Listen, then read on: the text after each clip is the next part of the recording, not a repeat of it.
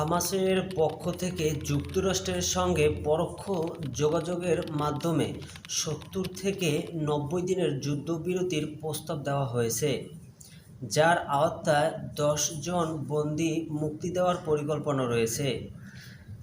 ইসরায়েলের প্রধানমন্ত্রী Benjamin Netanyahu জানিয়েছে, হামাস সম্পূর্ণভাবে ধ্বংস না হওয়া পর্যন্ত সামরিক অভিযান অব্যাহত থাকবে।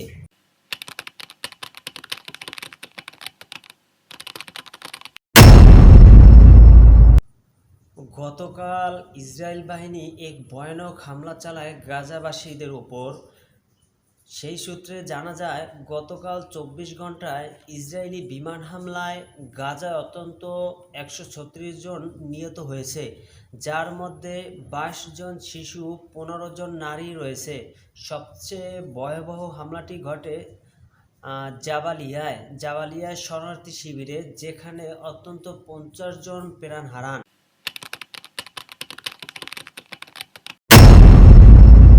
সাবেক মার্কিন প্রেসিডেন্ট ডোনাল্ড ট্রাম্প গাজাকে স্বাধীন অঞ্চল হিসেবে রূপান্তরের প্রস্তাব দিয়েছেন, যা আন্তর্জাতিক মহলে সমালোচনার ঝড় উঠেছে।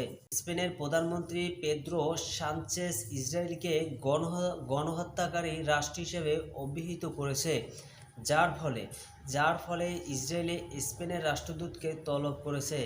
দিনের পর দিন যেভাবে অত্যাচার, নিপীড়ন এবং হত্যা করা হচ্ছে হাজারো মানুষ, ছোট ছোট বাচ্চাদের, এই কারণে আমরা দেখতে পাচ্ছি এই গাজা, এই সহিংসতা, মানবিক সংকট প্রতিদিনই তীব্র হচ্ছে। আন্তর্জাতিক সম্প্রদায় হস্তক্ষেপ ও কার্যকর কূটনীতি প্রচেষ্টা ছাড়া এই সংকটের সমাধান সম্ভব নয়। সকলের দেশের প্রতি আমাদের অনুরোধ থাকা উচিত, সকল মুসলিম কান্ট্রি এক হয়ে গাজাবাসীর পক্ষ হয়ে প্রতিবাদ করা।